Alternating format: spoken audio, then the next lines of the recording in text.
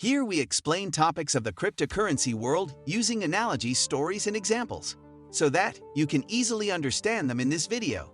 We are going to explain what Solana is, some of the crazy unique technological improvements that they have over Ethereum, and then finally we will get into some token omics that you could use to make a price prediction. Now, before we get into the technical stuff of Solana, let us talk about why it is amazing and who created it. Anatoly Yakovenko is the man behind the very first white paper. One of the things you need to know about him is that he is quite smart and worked at the company Qualcomm for like a decade. I tried reading the white paper and it is quite technical with a few understandable sentences here and there, but his blockchain is named after the Solana beach that he really appreciated. But let us get into why Solana's price has skyrocketed in the past few months. First of all, Solana has a block time of 400 milliseconds, which means they are very fast, especially when you compare that to Ethereum's block time of 10 seconds or Bitcoin's 10 minutes. Also, Solana boasts that they can handle up to around 710,000 transactions per second, which is like 30 times the amount that Visa currently handles, although they are never actually been able to go past 50,000 in the past.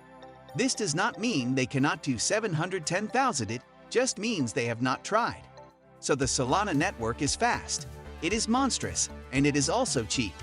I would say that it is comparable to the Matic network, with transaction fees around 1/100th of a penny. Next up, let us get into what makes them so fast and so cheap. The first thing that we must explain is their consensus mechanism, which is a fancy way of saying how everyone agrees what the blockchain should be. Now they do not use proof of work, and they do not really use proof of stake. Anatoly actually described a new system called proof of history in his white paper. It is basically proof of stake, but it adds in the special variable of time. So you need to know proof of history is not a consensus mechanism, but it is a way of integrating time into the blockchain data.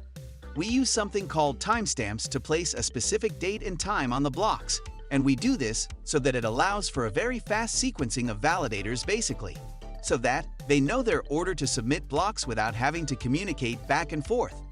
One big problem that other blockchains have is that they have to agree on time.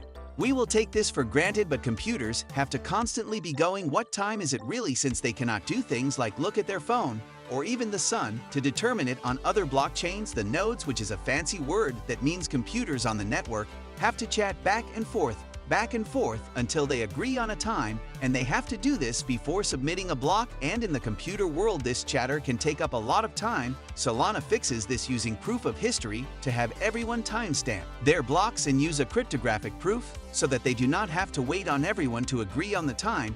Basically, we can agree on the organization of the data in the blocks after the fact, meaning we do not have to wait for other validators to check and approve our work. Let us use one of the famous whiteboard crypto stories. Think about it like this: if you want everyone in your family to send you a letter and you want them to do it one day after the other, you have to first send a letter to them, and then they have to send all their letters to you. The time that both of your letters are in the mail is a long period of time.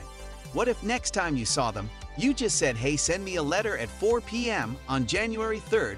That way you would know that it is coming in, and you wouldn't have to waste time or resources asking them to. Long story short, you could set it up so that your uncle sends a letter on January 3rd, your aunt on January 4th, your cousin on January 5th, and then your grandma on January 6th. We want to read these letters in order, but the issue is that they each use different mail providers, like UPS and FedEx. Sometimes they take different amounts of time, and also your uncle is on a work trip, so he is a few thousand miles away. By having them all send their letters on the days that they are supposed to, they may not arrive in the exact order, but they wrote the time that they actually sent their letters in the letter.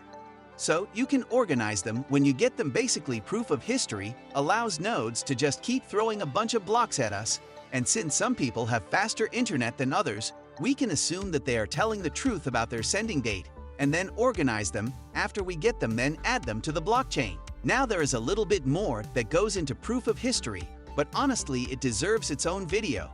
Oh, by the way, of course, in this analogy, our aunt, our uncle, cousin, and grandma were actually all just different people sending in blocks, and we can use math to find out that our uncle actually wrote his letter on January 3rd.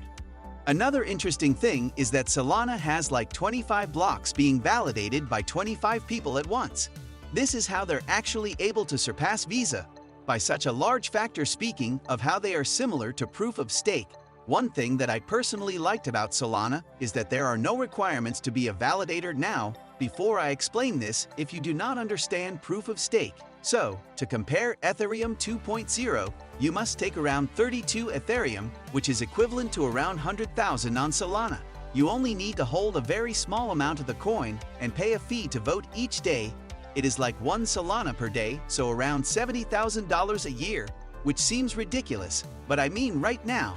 So maybe they know something that I do not. Next up, let's talk about something that no other big blockchain has tried yet. It is called scalable. Technically, this is just a fun term to describe that validators can actually run smart contract code in a parallel way. Now, if you are not a developer, let me explain it in simple terms. Let us say you have to do the dishes, you have to switch the laundry, and then you got sweep the floor. A human would have to do each one of these things in order, because they are only one human.